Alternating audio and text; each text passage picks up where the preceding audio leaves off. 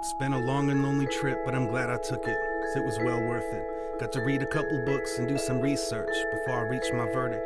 Never thought that I was perfect, always thought that I had a purpose. And I used to wonder if I'd live to see my first kiss. The most difficult thing that I did was recite my own words at a service, realizing the person I was addressing probably wasn't looking down from heaven.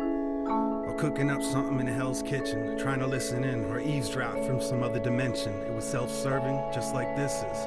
Conveniently religious, on Easter Sunday and on Christmas. The television went from being a babysitter to a mistress. Technology made it easy for us to stay in touch while keeping a distance. So we just stayed distant and never touched. Now all we do is text too much. I don't remember much from my youth, maybe my memory is repressed. Or I just spent too much time wondering if I'd live to have sex. I fell in love for the first time in 4th grade, but I didn't have the courage to talk to her. In 8th grade, I wrote the note and slipped it in somebody else's locker. Considered killing myself because of that. It was a big deal. It was a blown cover. It was over for me. My goose was cooked. Stick a fork in me. The jig is up. Blew my chances. The rest is history. Our future was torn asunder. It became abundantly clear I was only brought here to suffer. At least I didn't include my name. Thankfully, I wrote the whole note in code, and it had 10 layers of Scotch tape safety seal, making it impossible to open. Plus, it was set to self-destruct. Whoever read it probably died laughing. I wonder if they lived long enough to realize what happened. A year later, I came to understand that wasn't love that I was feeling for her. I had someone else to obsess over. I was older, I was very mature. I forged my time signature while practicing my parents' autograph because I was failing math. Disconnected the phone when I thought the teacher would call my home.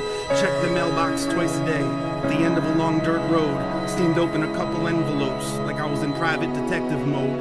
If you snoop around long enough for something in particular, you're guaranteed to find it. For better or worse, that's how I learned it's best to just keep some things private. It was the best at times.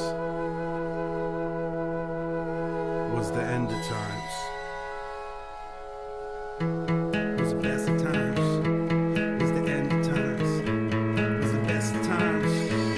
Was the end of times. Best of times, the end of times. I was always on deck, I was next in line. An only child with a pen and pad, writing a list of things I could never have. Walls in my house were paper thin, every squabble seemed to get deafening. If my memory served me correctly, I made it a point to avoid and forget some things. Probably to keep from being embarrassed. Never meant to upset or give grief to my parents. Kept my secrets, hidden my talents in my head, never run to the mattress. Therapy couldn't break me. Never learned a word that would ensure safety, so I spoke softly.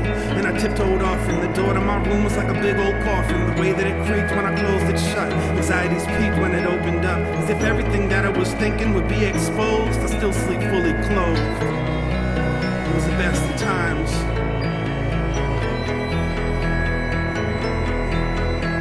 It was beautiful, it was brutal, it was cruel, it was business as usual, heaven, it was hell.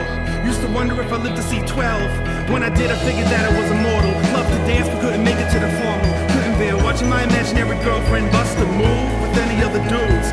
Tone Look was talking about a wild thing, but I was still caught up with some child things. Scared of a god who couldn't spare the rod. It was clearly a brimstone and fire thing.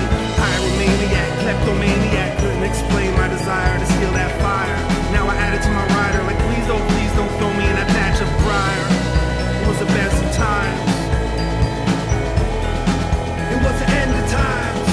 The school counselor was clueless, cause I never skipped classes. Perfect attendance, imperfect accent, speech impediment they could never really fix. And I fake bad eyesight so I could wear glasses. Considered doing something that would cripple me. Wanted a wheelchair, wanted the sympathy, wanted straight teeth, so then came braces. 4 years of headgear helped me change faces. It was the best of times. It was the end of times. Now I wonder if I live to see marriage. Wonder if I live long enough to have kids. Wonder if I live to see my kids have kids. If I do, I'ma tell them how it is. But don't listen when they tell you that these are your best years. Don't let anyone protect your ears. It's best that you hear what they don't want you to hear. Better to have pressure from peers than not have peers. Bear won't give you chest hair. Spicy food won't make it curl. When you think you got it all figured out and then everything collapses.